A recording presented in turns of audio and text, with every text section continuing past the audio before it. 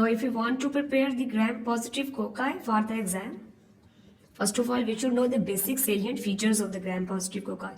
The gram-positive cocci, first of all, divided into streptococci and staphylococci. All these streptococci, they are catalase negative, while all the staphylococci, they are catalase positive. They are further divided on the basis of the presence of the enzyme coagulase. So, the staphylococci which are coagulase positive, they are the Staph aureus, the most important one. And then we have another very important university question, discuss the coagulase negative staphylococci. They are the two. One is Staph epidermidis and the other one is Staph saprophyticus. They are very easy, they are very simple. The epidermidis, it is basically the normal flora of skin. It also produces a slime layer which helps it to attach to the prosthesis if there are any prosthesis in the body, and it can cause endocarditis if it enters into the blood. However, if it remains at their normal place, which is the skin, they are very beneficial there. And Staph epidermidis, it is novobiocin sensitive.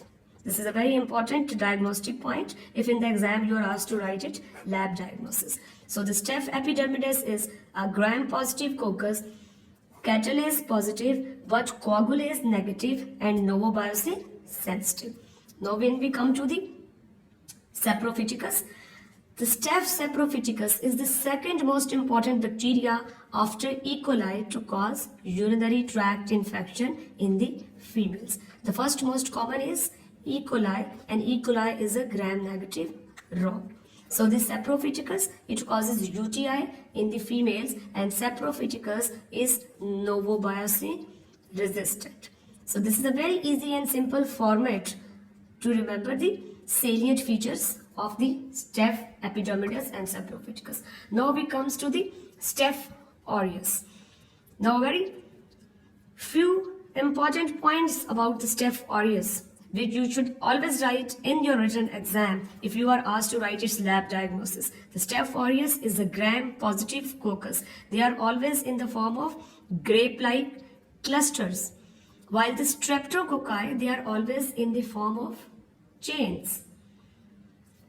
The Staph aureus, they are gram-positive coccus, they are catalase positive, they are coagulase positive, and they all have the golden yellow colored colonies on the blood agar, where they also show the beta hemolysis. So this is a very important characteristic.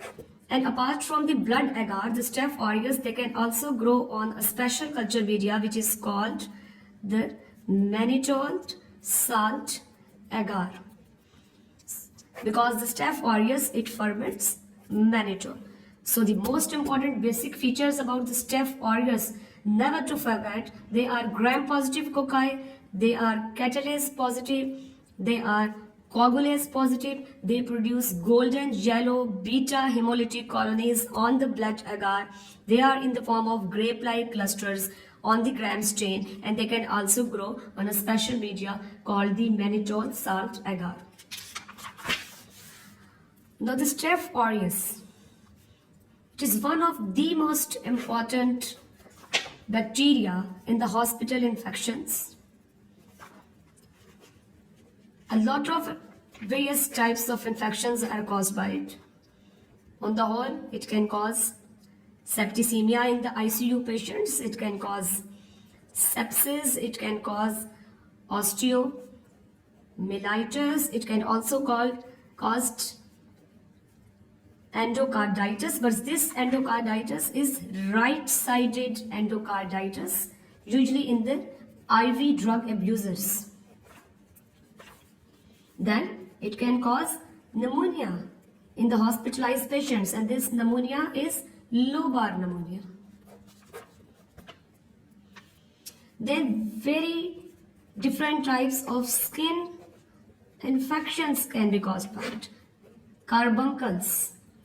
Commonly in the Urdu, the carbuncles, जब patient आएगा तो वो कहेगा जी फोड़े निकलते हैं बहुत ज्यादा मुझे, ठीक है, तो they are called the carbuncles. Then we have furuncles, then simple folliculitis at the corners of the nails. Some people they have a specific kind of accumulation of the pus. It is called paronychia. Stye, आपके eyelids में pus की accumulation है, it's called stye. So too many various kinds of the accumulation of the pus in the skin, various types of skin infections, various types of other septic infections. The Staph aureus is the most common culprit here.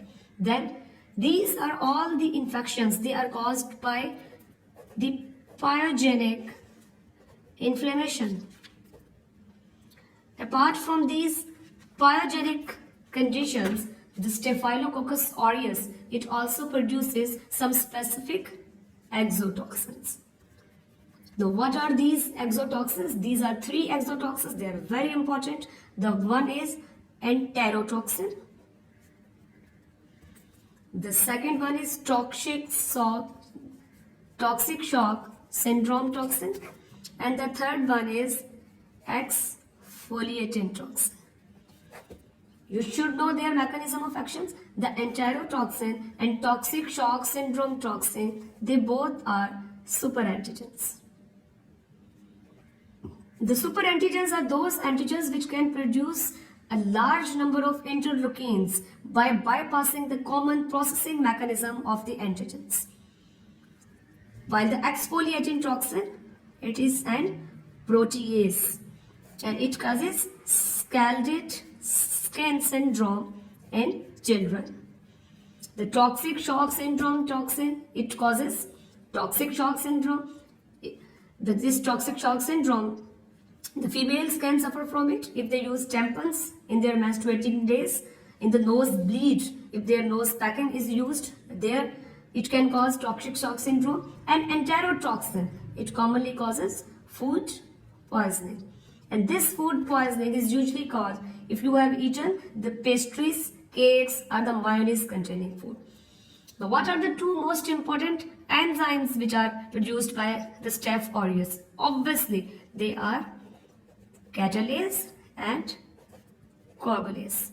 Then they also produce DNase, they also produce staphylokinase. So these are the important and salient features. The clinical scenario will be of one of these diseases. Diabetic patients, they can also suffer from Staphylococcus aureus infections. Hospitalized patients, they can suffer from the Staphylococcus aureus infections. Then there is also one of the type of the Staph aureus which is called MRSA. They are methicillin resistant Staph aureus. They cannot be treated by the common cell wall inhibitors. You can use vancomycin for their treatment. So these are the common salient features which you should at least remember to pass the exam. Thank you.